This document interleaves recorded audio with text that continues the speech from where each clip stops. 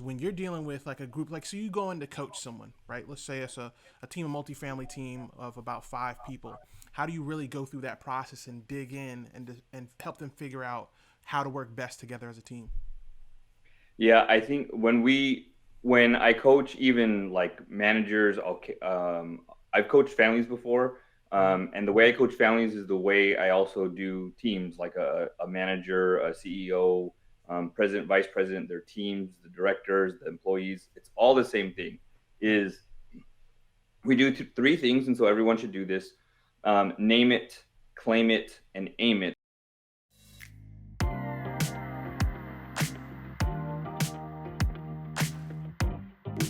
Good evening, ladies and gentlemen. My name is Oliver Perry. Welcome back to the show for episode number 4 with a gentleman that I've known for about a couple months now, who we've Yeah. enjoyed already a really good relationship. We get along quite well. He's a coach, a father, a mentor. He is a certified Gallup coach strengths instructor as well. And he is the CEO at Raise the Bar. So, ladies and gentlemen, please welcome my friend, my buddy, Mr. Juan Alvarado. Juan, what's Thank up, you. man? Thank you. What's up? How you doing? All is well, bro. All is well. I'm glad to have you. I gotta tell you, man, I'm excited. I'm excited. Even though we talk regularly outside of this, it's just awesome to be able to get people that I really like and believe in onto this particular platform to share the wealth. And I know we talked before, but I wanted to get into today that strength stuff that you are so great at.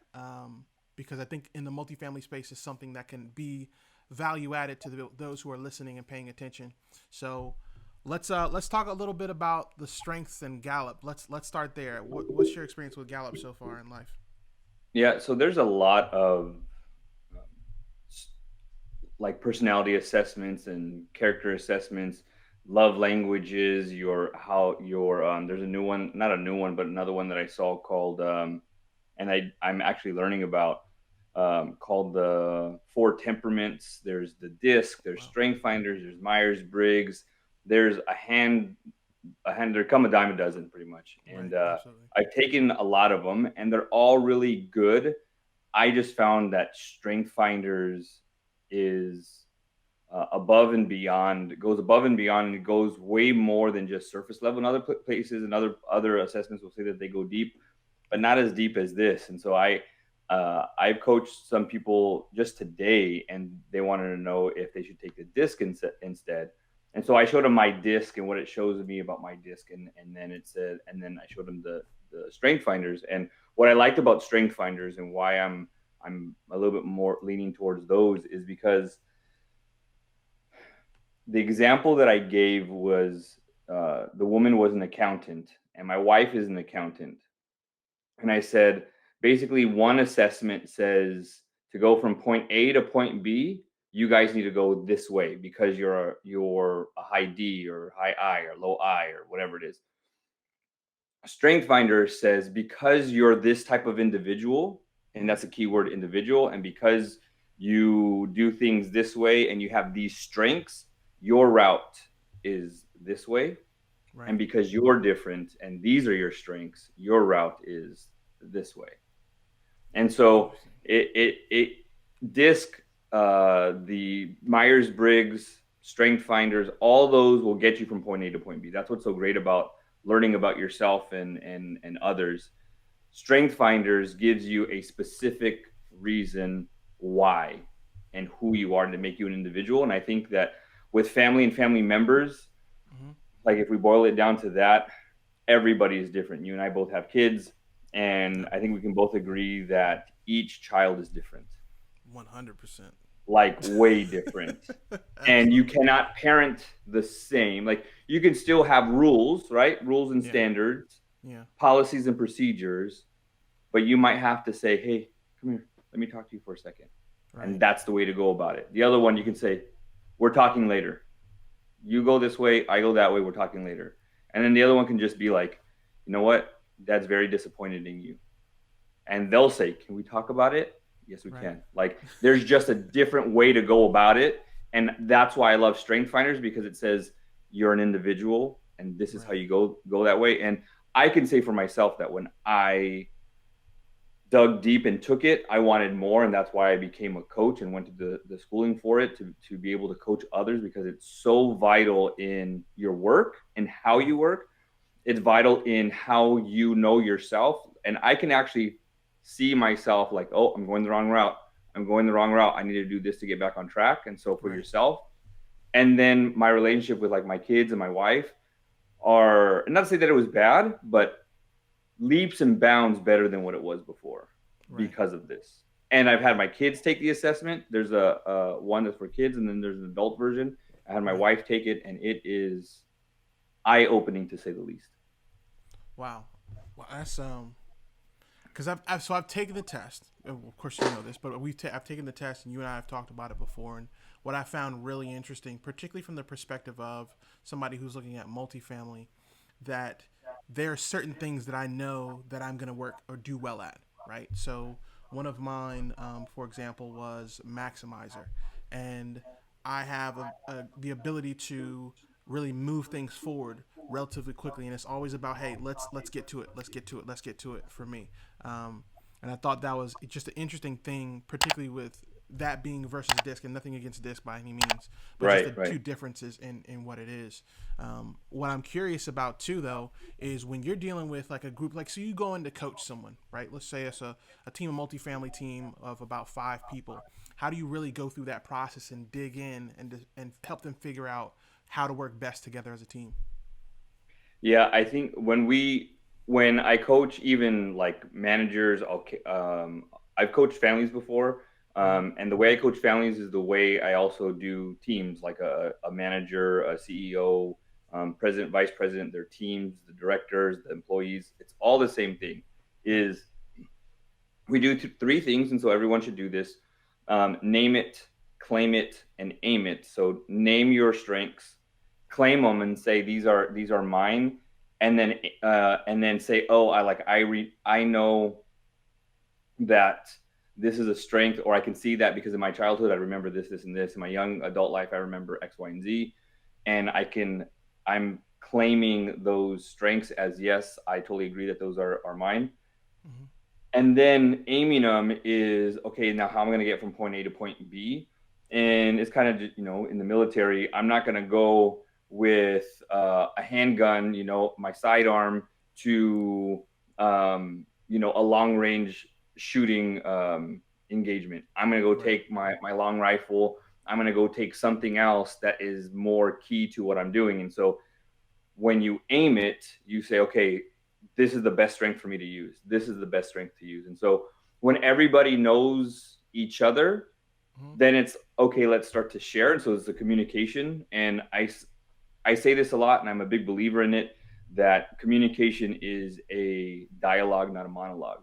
I think as parents or as husbands or as wives, we tend to take the reins of the microphone and do all the talking. Right. But I believe also that that's the reason why God gave us 2 ears, is so we can listen more than we speak. And so to be able to dialogue through, I see her strengths, I see his strengths. Now that does make sense, because I do remember this in their childhood. And so you're in agreement of Mm-hmm. each other's ownership of their strengths. The other thing that's great when you start working with families and teams is if they have the same strength. The cool Okay. thing with strength finders is, if like you have maximizer and my ex boss has maximizer, Mm-hmm. but both your maximizers look different. Right. And that's the coolest thing that I like is about the strength finders is it it represents you a little bit different than it does my ex boss. And so when you have like a father and a son, or a father and a daughter, whatever it is, that share the same strengths, Mm-hmm. there's a different type of appreciation for each other, a little deeper appreciation for each other. And then you're like, oh, that's why we bump heads, or that's why we kind of rub shoulders a little bit. And you start Right. to understand the ins and outs of not only their positives, but here's the great part that Strength Finders does is it, and if you do the full 34 report, 1 through 10, it gives you the blind spots. So, and because I'm a coach, I know this. So, maximizer, like your maximizer, the Right. blind spot to maximizer is that people may think that they're never good enough, like their work is never good enough. Right. because you always want to maximize something like, oh, this is good, but how come you didn't do this? Oh, that's really good, but you could have done this instead. And in reverse, the person's thinking, I just spent like 4 hours doing this, and the first thing out of your mouth is like it could have done different or better. And it's Right. not, and subconsciously you're not trashing the person on it, but you're finding out how you could maximize or make them better. And so when we know our strengths, Mm-hmm. we can say, okay, I'm going to go in, and this is the avenue of approach that I'm going to take. I'm Right. going to go this way because I know my strengths. I know Mm-hmm. what I lead with, but I know the blind spots. I know their strengths, and I know what I need to do in feeding them. Mm-hmm. So this is the avenue of approach. And as you start doing it deeper and more on a regular basis, and it becomes like a culture in your household, Right. it starts to become quicker and quicker and quicker when it comes to your execution of how you engage family members. Interesting. So then really basically what it helps you do is kind of identify your place, and it might be a broad way of saying it, but your place in the world, your place in the system, right, and how that works. So with that said, what's my question for you would be this next, right? What are like the most, at least among CEOs and real estate investors and people on the higher level, if you will, quote unquote, what are the most common traits that you see in them versus the common traits you see in, let's say, their number two or whoever they work with? The cool thing with strengths are there's not an ideal um, formula of strengths to say Right. this is what a CEO is made out of, Right. because it also depends on the people that we work with and the pieces that we have. Oh, okay. And any piece can kind of fit together. Now, the issue that we had that I've seen before is I've had CEOs that have a lot of relationship driven strengths Mm-hmm. and a lot of influencing strengths, Mm-hmm. but don't have executing strengths. Are they a bad CEO? Not No. necessarily. Yeah. However, they have trouble executing the way a different CEO might have an executing themes in their top five. Right. They can execute like crazy. They can pull the trigger on this, do this, boom, let's do it. All right, sign the paperwork, send the documents, let's do it. Boom, boom, boom. Right. Right. The other person that doesn't have the executing strengths just might be more relational. So they lead by, hey, I want your input before I pull the trigger. And Right. so it just peaks and valleys. It's like a lock and a key, where the key has its peaks and valleys, the lock has the opposite. And when you can figure that out, Mm-hmm. there's a connection and it clicks and it unlocks everybody's potential. But I think the main thing is for those in leadership positions, Right. it should be mandatory for people to do something like this, to really dig deep on how you can be a leader and how you can lead people better. And it's Right. not only, again, knowing your strengths, but understanding everybody else's strengths as well. Right. Yeah, that makes perfect sense. That makes perfect sense. So when you do that though, and you go through these processes, you've been through this process more than once. What do you feel like? What's the most difficult thing that you as the coach have to display to these teams when you go and talk to these teams? Because I know some of it's easy, right? But in everybody's game, we got that like one thing you're like, oh, here we go again, right? Yeah. What's kind of that thing that you got to figure out, like you've always kind of had to play around and really work at to get that grind out. I think the difficult thing is it's not necessarily for me. I think there's a little bit of frustration on the coach's side because you know the fixes. Right. It's like a coach in anything. You play the sport, let's say baseball or football, whatever it is, and one of your guys or girls drops the ball goes through their legs, or Right. misses a block, and you're like, oh my gosh, because you know how to do it from the sideline. Right. So I think there's a lot of frustration at those times, and here's where the frustration sets in: is where the teams have the tools, but they refuse to use them. And this is the way I've Mm, always done it. This is the way we've been doing things. I don't right. understand why we have to change. Like, this is my way. I'm set in my ways. That's the difficult part, because you have tons of people who they like it, but they Right. never adopt it.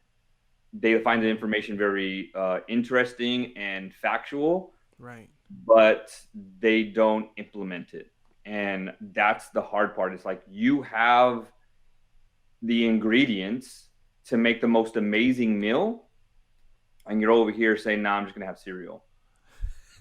Like you have all the pieces Right. for this amazing thing to bring in all these flavors and and bring in all these flavors to your palate. Right. Now I'm good with this, and so that's where the frustrating part comes in. Mm. But when you really dive into it and you embrace it, man, it could totally change the dynamics of a team, and in this case, a family. Yeah, absolutely. I mean that man, it's interesting because you got so many things like you said that's kind of set in your way. But at the same time, I feel like the idea that you have that obstacle, whenever you have an obstacle in life, and not just me, I'm sure for quite a few others, when you hit that obstacle and you're like, okay, this is going to be a problem, and you find your way around it or to the other side, one, it's super satisfying. Two, almost all the time on that other side is something huge that just changes the dynamic of everything. And with that said, as that segue, you have kicked up a notch as far as your content and stuff like that. So Mhm. I've seen a lot of stuff you do, and one of the really great ones that I saw recently was the LeBron James Mhm. step back shot. I wanted to see if you could talk a little bit to that and just kind of break that down and what you talked about on that IG post. Yeah. So the other day, I think it was just 2 days ago, Yep. LeBron James has the ball, dishes it off, and the his own bench is saying, go get the shot, take the shot. I bet you can't make the shot. I bet you can't make the shot. And he calls for the ball, gets the ball, looks down. He's got to step a little bit further back to stay behind the 3-point line, Right. and he shoots. And in the act of shooting, he shoots and he at the same time turns around and looks straight at the guys, his own teammates talking trash, Right. and he says, "Bet." And then the ball drains into in the bucket, Right. and they all get all hyped up and they start giving him high fives and stuff, and he goes down. And so I love just finding the lessons in things. Right. And he gave somebody, I'll go a little bit deeper here than I did in the video. Please. He gave somebody else an opportunity. He dished the ball away. He passed the ball away. And when that person had the opportunity, their opportunity closed and Mm-hmm. his opportunity opened again. So his timing wasn't then. Right. His timing was not at that certain time. He had to get into a different position first because he could have probably took off the shot. It Right. would have been 2 points, and he probably wouldn't have made it. But he put himself in a position to wait a little bit longer, and he gets 3 points instead of two. So he puts himself in a better position. He calls for the ball again, gets the ball, looks where he's at. He says, "This is not where I'm supposed to be." Catch that, those people who are listening. Takes a step back, not forward, back, because Back. his step back puts him in a better position, one, and it gives him more points. I think a lot of people are afraid of taking steps back, but it's going to give you more value and it's going to put you in a better position. He shoots it amongst the naysayers. And I think, and it's funny because it's over his shoulder. I think a lot of times we have people, and sometimes those people are ourselves, Yep. saying you can't do this, you're not good enough. I've heard, because you don't have this degree, you can't move up. You'll Right. never make this amount of money because you don't have this type of education. You'll never do this because you don't have this experience. You can't. My wife, same thing. You won't be able to go work at this school district because you don't have the education, and you will never be an accountant because you don't have your degree in accounting and you don't have a degree at all. And she goes out and I tell her to go for it anyway. Stop chirping in your ear. Stop being that person. Stop feeding into the things that people say. She applies for the job. She beats out 5 other women with their masters in accounting, and she's one of 3 head accountants at the school district that they told her that she could not get into, making 25 grand more a year than she was at her other job. She said, peace out, see you later, took this other job. And I think there's a lot of things where we feeding into this, but here's the other part of that shot that I didn't say. The people that were talking trash, the negativity that says you won't be able to make this shot, go ahead, try it, were the people that were part of his own team. Sometimes your enemies are not your enemies. Right. Sometimes the people that say that you can't are the people on your same team. Sometimes it's those people that wave and smile and say hi to you, and then the second later they're the ones saying how come he or she's doing X, Y, and Z. Ooh. And so he makes it, and he still had the like, haha, I told you so. But here's the other part of that is when he turns around, he looks at him straight in the eye.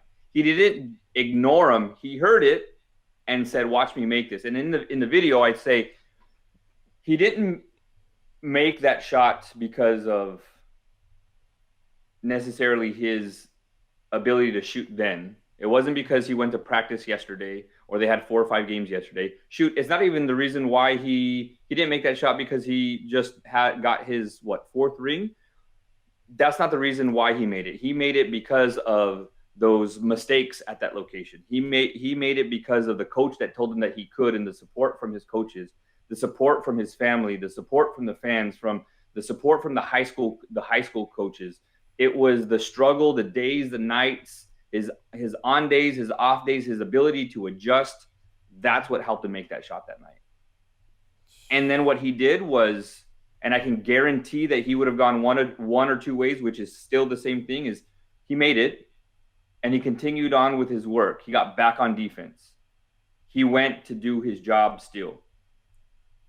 If he would have missed, they probably would have laughed at him, but he still would have went on to defense, and he probably would have went on to score another 20 points anyways. He just missed those 3.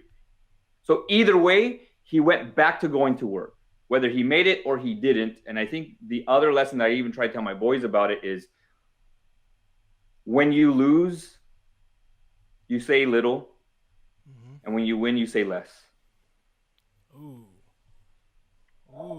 That's not where I thought that quote was going. I thought you were gonna say more. I'm glad. that's dope. I'm gonna have to write that one down.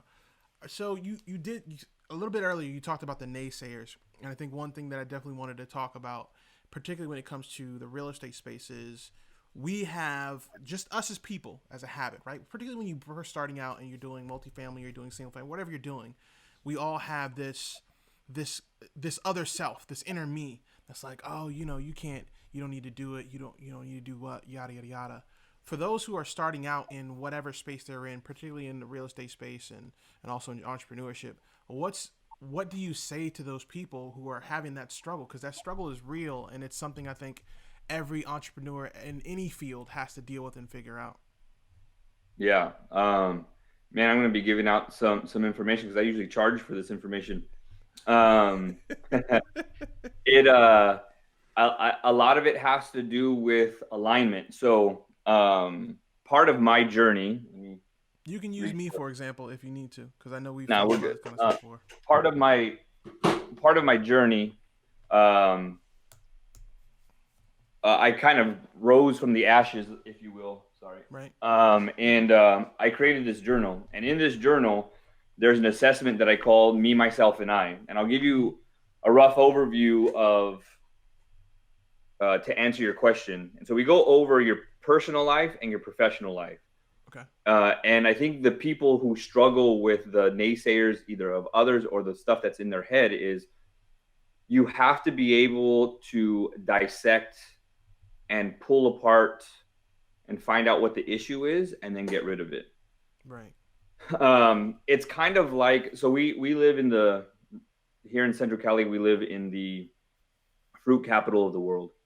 And it seems like everything comes from here. Not only oranges, like you think of oranges from Florida or, apples from Washington. We have apples here, we have oranges here, but nectarines, plums, peaches, grapes, everything. Right. And so they have to prune and cut the branches on the bottom. And they call them suckers because they'll actually suck the nutrients or the content from the tree first, because it's at the base of the trunk of the tree, Right. and it doesn't allow the chlorophyll and those things to go up to the main branches to produce the fruit. So they have to clip the lower branches so the chlorophyll, the water, the sunlight, all that stuff moves and doesn't go to these lower branches. They'll actually come right out of the ground off the trunk. So they have to prune those away. And so you have to find out what motivates you, and then you have to do the opposite. What brings you down? Okay. And so once you know, like the farmers did, good fruit comes from up here, not from down here. These branches good, these branches bad. Well, you have to be able to love one and hate the other. I think it's Jim Rohn says, in order to have a good lawn, you have to learn to love grass and hate weeds. Because if you don't hate weeds and you think they're pretty because they're green, well, then your grass is going to get covered by weeds, and now you have no idea what you're doing, and now you have a lawn full of weeds instead of a lawn full of grass.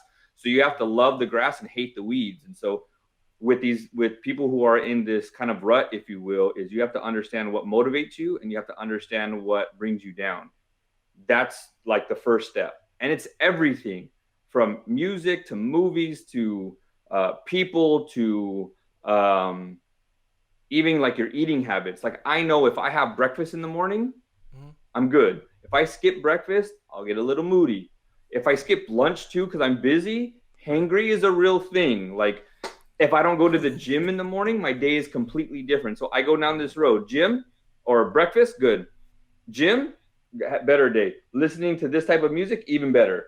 Mm-hmm. But if I go to the gym and I miss breakfast, or I miss breakfast and then I go to the gym and then I miss lunch, like it's this road. We all have a roadmap. Right. And so when we break everything down to the music that we listen to, then get rid of all that other music that reminds you of somebody and blah, blah, blah. So set yourself up for success for that. I do really good when I eat, so I need to make sure that I eat. I know there's times if I talk to my mom too early, we butt heads a lot. Like I have to contact my mom. I can't have her. My mom always contacts me at the wrong time. So it's Right. like before that happens, hey mom, how you doing? You good? Checking in today, because every time she calls, I'm in the middle of a meeting or something. Right. So to nix that, let me call mom first. So it actually helps me to know if I'm going to have a good day, I need to do X, Y, and Z, and I need to stay Mm-hmm. away from A, B, and C. And if I can get rid of A, B, and C, then I go ahead and do that. Go through your phone, your Instagram, your Facebook, your Twitter, and just start to prune those things away. Prune those things away. So once you know what motivates you and what brings you down, here's the big part. One of the big parts, and there's a lot more to it, but to me, these are the two big things. Is there's got to be alignment. So this is a trippy story how this happened. Okay. I kind of was in a rut, and I started to write down my goals for the month, and I usually do, and I hit them sometimes, and I would not some other times, and so I put them aside, and then I was like, okay, what are my priorities? And so I made a list of my priorities. God first, my wife second, my kids, and then my siblings and my mom and dad, and this, and this.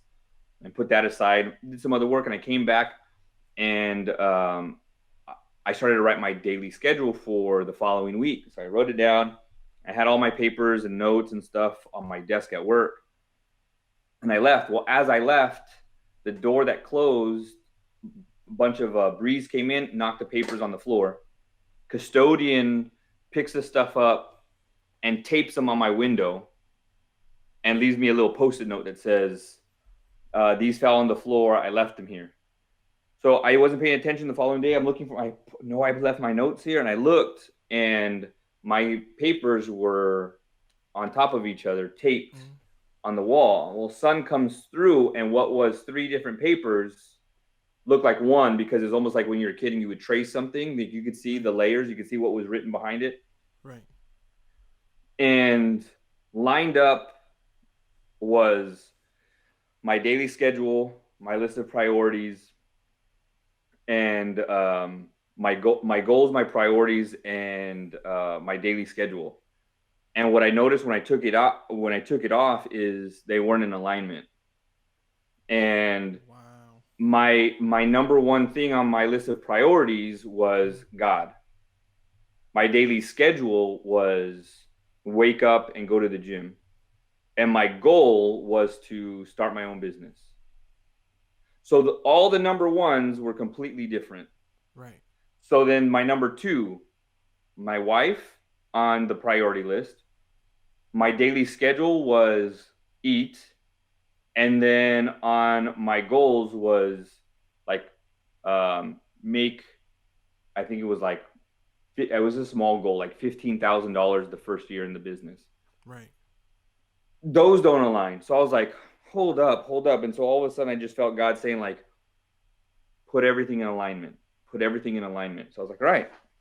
So if priorities are priorities, that should come first. So there's no give there. God, wife, kids, the rest of my family, everything else. And then I looked at my daily schedule and I said, okay, if God's first and my wife is second, then it's read or get into prayer first thing in the morning. Wife is second. So I said, what would you rather have, breakfast or coffee? And she said, coffee. So would make the coffee. And then I would go to the gym first thing in the morning. By the time I came home from the gym, it was time to wake up my boys. So I'd wake up my boys. I would make them breakfast and I would sit with them and have breakfast. Right. Just off of the priority list, God, wife, kids, went prayer, make coffee, and then yes, I went to the gym, so I'm kind of cheating there, but wake up my boys and make them breakfast. Totally in alignment. My goals were get closer to God, build a better open communication with my wife, become my boy's hero. Mm. And Wow. when I started to invest in them and their communication and being intentional at what we said at breakfast, can I tell you that my relationships with my boys, my wife, and my walk was so much better. And that's just off those three things. Then it was everything else. It was the entrepreneurship stuff, the job, the this, do that, and Right. it just started to flow. And then I started to go into all this other stuff that I was talking about. I was like, okay, why am I on this high? What happened today? And so I started putting down this stuff. And the following day I had a horrible day. And I was like, journal this. Why did I have a horrible day? And so I started to write it down. And then I was like, oh my gosh, like God's giving me the key piece by piece by piece to get out of Right. this rut. And so Right. you need to understand who you are um, and whose you are before you can fully go to where you should be or where you are. Wow. That's a bar. I would argue, as a matter of fact, now think about it, I would argue and I would say to you that that workout part is actually a part of that same alignment, right? So the alignment with Yep, God, wife, kids. You working out keeps you alive longer to be able to take care of your boys. So I feel like absolutely. that actually is, oddly enough, is actually part of it. Yeah, I think it's, yeah, yeah. that's an amazing story. Go ahead, go ahead. I didn't mean to cut you No, I off. was just gonna say that right after my kids, I think I even put myself because I had this woman who's in our HR. I knew her from church, and she was a Mm-hmm. family friend. And she ended up working HR at the nonprofit that I was working for, and she was a complete mentor to me. All my mentors have always been men, and so I said, can you just be there for me? I really looking for someone else of my norm to talk to.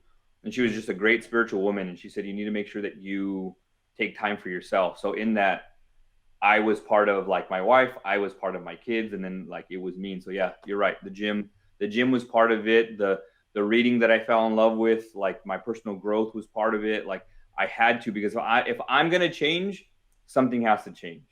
Like I Right. have what Absolutely. I have. I have had what I had because of the choices that I made. I have what I have now because of the changes that I made. Right. Yeah, I think that's interesting. I think one thing that we as people, not just entrepreneurs, not just real estate investors, people, we have a tendency to go towards what we know, right? So if you're a male, guys will go in and get mentors that are guys. Women will get mentors that are women. Where my thought process is now, after I've experienced so much and kind of learned, is that a lot of times you need a mix of what your mentors are. You should have a mentor that's very good with his or her real estate. One that's like, for me, I talk to Juan when I'm just lost in the sauce about just life. Like, he and I just talk and we laugh and we joke, and he puts me back on path. I talk to Pops when it's, something with the family and it's something I got to figure out there. I've got one for work, one for business. I think that's really important, and something that I don't think we as people talk about enough is the importance of having a mixed level of mentorship. Everybody's like, oh, I gotta get that mentor, but you should have more than one mentor. It should be a bunch of mentors. Absolutely. Absolutely. So on that note, Mm-hmm. part of the assessment is mentors. And so on here it says find a mentor that is better than you with your within finances. Like, where do you want to be financially? Find that person that is at that level that you want to be. Make that person your finances mentor. Better than you at leadership. Better than you in accountability, spiritual or good vibes. However you want to look at that. Somebody that can be truth and honest with you. That's gonna not sugarcoat things. That's gonna tell you they're not a yes man or a yes woman. They're going to tell you truthfully how it is. Has completed your goal. You should find a mentor that has completed your goal, and Mm-hmm. recently, because if you find somebody like, and I hate to use him as an example, but if I go to like an Eric Thomas and I'm like, how'd you become a speaker and what did you do? He's going to tell you, get on your grind and grind every day, grind every day. But if you go to that person who just made it big, like just booked their first thing, this was my first step. If I would have Mm-hmm. known this first, like, because it's fresh in their mind. Right, And right. so you have to, it's easier to get that person who just completed your goal to say, hey, what could you tell me? They're more accessible. They'll probably be a lot more honest. They're not going to sugarcoat things like that. So who has completed your goal? Someone who's motivating, and then someone who to have honest fun. And the reason why that last part is there, and the reason why I put honest fun, is you don't want that person that's going to take you out and get you plastered and then throw you on the side of the road, or not take care of you and let you drive home, and those, because that's the reality of stuff. You've It done is. something, you can go celebrate, and that one person starts to say, oh, let's just go here, let's just do this, or nah, dude, stay a little bit longer. Yep. That's when the issues and stuff. So good, honest fun, because the other part of it is, honestly, it's not all business. As much as we try to be business, when things come down to it, you want to be able to relax with the people who you love the most, and you should be able to celebrate those things in a good way. So I think a lot of people, I don't want to say work too hard, but they forget to celebrate, they forget to have the fun, they forget to rest. Right. Dude, even Jesus rested on the seventh day. So it's like one of those things, like, Man. everybody needs rest. Yeah, you know what? That's funny. I actually had somebody I talked to a couple days ago, and he asked me, he's like, "Ali, you've done a lot, right?" I'm like, "Yeah, I gotta keep going though, right?" It's the mentality. It's just the mental state that I'm in. But like, hearing you say that is the same thing I think he was getting after. Like, hey, it's okay to stop, celebrate, rest, and then reset. Right? Yep. So many of us, particularly those of us who are in the military or certain military, you just go, head down, face to the wall, scrape your face from Yep. one side of that wall all the way to the other, and then go back and do it again. I think that's actually a really really good word. So a couple things, couple more questions, and Okay. one thing that we did, and we do this in every show, we do what's called troop to task. And you're an Army guy, so I know you know what troop to task is. And it's basically, for those who are listening, it's basically you give them something they can do right now to improve their self or take that first step into self awareness, as we're talking today. So my advice to somebody that can do right now is, get into self development. I think self development is key. Go take the strength assessment, gallup.com, GALLUP.com, Mm-hmm. and it'll take you there, or you can just Google Strengths Finder, one word, Strengths Finder.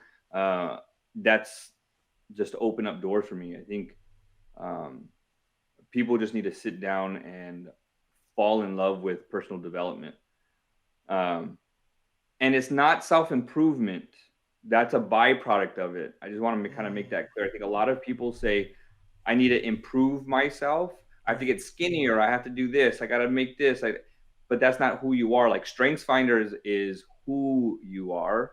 and finding out that DNA and moving forward with it. Right. Um, and so you have all these things to do self-improvement. There's nothing wrong with you. Like Right. you're who you are, you're gifted, you're talented, you are an individual. I think when people look at self-improvement, they think I'm I'm wrong or I'm bad and I need to Mm. get better. I think there's when you talk about development, you're developing into something. So something that's coming to me right now. My dad used to be a photographer, and he take the picture, and then he had to go into a dark room Mm. and so younger people are like, what's that? You didn't have it wasn't digital? No, it wasn't digital. You had to go into a dark room. You can only use red light bulbs so it wouldn't expose or overexpose the film, and you would have to put it into these different liquids or what they called solutions. Right. And each liquid, you'd go put the picture in, let it hang, let it drip dry, put it into the next one, put it into the next one, and then you let it dry, and then it would expose the picture. It would show what the picture that you took. Kind of like what you see now that does it faster, like the Polaroid pictures, right? They come out and then they're gray and then they start to come up. With self development, or in this case, the photography, the development, you've taken Mm. the picture, it's you, it just hasn't come to full surface yet. The picture is still there, but it has to go through these different liquids. It's got to go through these different solutions before it can finally expose what was already there so everybody else can see, or so you can see. And so self development is who you already are. It's just bringing it to light and saying, there I am. I found myself. I can see it. Right. It's not it's not self improvement where I need to um, add, like people do, like photo editing. Let me make my butt look a little bit bigger. It's not that big. Let me make my eyes a little bluer. They're not that blue. Like Right. it's a false reality when Right. you start to edit those things. That's not you. So just want to make that clear. So the first thing that you can do right now is fall in love with personal development, and Strength Finders for me should be step one. If I would have found that years ago, forget it. I'd be way in a different spot. Right. Yeah, I'll tell you, man. You're one of my favorite things about when I talk to you is the analogy game. Like your analogy game is out of control. Like you paint this clear picture. It doesn't matter what you're talking about. It could be as clear as mud, and by the end of it, I'm literally drinking crystalline water. Like this is, it's nuts how good you are with those analogies, man. I love that. So normally we ask something that's called situational awareness, and of course, Army still. This is all Army themed stuff. As an Army guy, you know what situational awareness is, and Mhm. just things that they can read. But from the sounds of it, it sounds like what they need to be reading is that Gallup Strength Finder and really digging into that and Yeah, becoming more aware of I self. have it. I have it here, and I'll give you two. I'll give you two things. Um, so Gallup Strength Finders, you can go online. You can go to Amazon, and I think for $20, 19.99, you get the book, Mm-hmm. and there's a code in here that gives you the code for your top five, and then you Yep. can pay the difference to get it up. So to go up to the full 34, but you can go to the website and just get the code immediately and not get the book, and it's still the same price. So some people say, hey, I want the book, Right. but this is a good read. It'll go into a little bit detail that is good for you. Excuse me. But there's people who are impatient. You don't need to get this. You can get the straight um, code. Right. But the other thing, since we're on the Army thing, it's not it's not an Army book, but Leadership by Ooh. John Maxwell. One of my Okay. favorite books. One of my favorite books because it takes you from your current way of thinking, and there's just this shift. And I think in the military we have a lot of people in leadership positions, and I think there's just those people in general. You have teachers who are tenured teachers who say, I'm not going to change the way I do things because this is the way I do things. I've been Right. doing this since before you were able to crawl and before your mom and dad ever knew you, and they're not willing to change their way. And leadership really gets you to think just a little bit differently. And I'll be honest, I have not finished this book. I've gotten halfway through, and then I'm like, oh, I got to read this again, and I'll go back. I literally is like, read chapter 1, 2, and 3, 2 and 3, 4, 1 and 3. Like, I keep on going back and forth, and it's like 2 steps forward, 1 back, 5 steps forward, 3 back, and it's because it's like a movie. You watch it and you miss something, and you gain it the second time you see it. And so I haven't gotten through the whole thing. I think I've gotten through like 3/4 of it, and I don't know that I'm going to finish it this year because there's just so much information on there as a leader. The other part that I will add to it is it's the application. I don't care how many books you read. If you don't apply those things that you've learned, then wow, you just looked at a whole bunch of words. Like, we need to be intentional in the things that we read. And then when we are like, oh, that's good, cool, then do it. Right.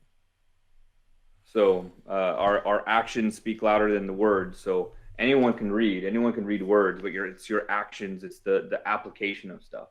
So really go out there and utilize the stuff that you read. And on top of that, utilize the stuff that we've given you here today, because people can be nodding their head and be like, oh, that's good, that's good, that's good, and then not apply it. So what good is it? Man, that's bro. See, this is why I got my boy Juan today, man. Good gracious. Listen, y'all. So before we close out, we're gonna close out now, but let's close out with where can they find you? Where can they reach you? And what kind of stuff you got to plug? Like, I'd recommend plugging that journal, by the way, because I definitely think somebody should be having that in their hands. Got you. So Raise the Bar CEO on Instagram. Raise with the Z, RAIZE, THEBAR, Raise the Bar CEO on Instagram. I have another one. It's Raise the Bar _, which is the business page, but I don't post on there as much as I do on the personal page, and pretty much the personal page is the business page. Right.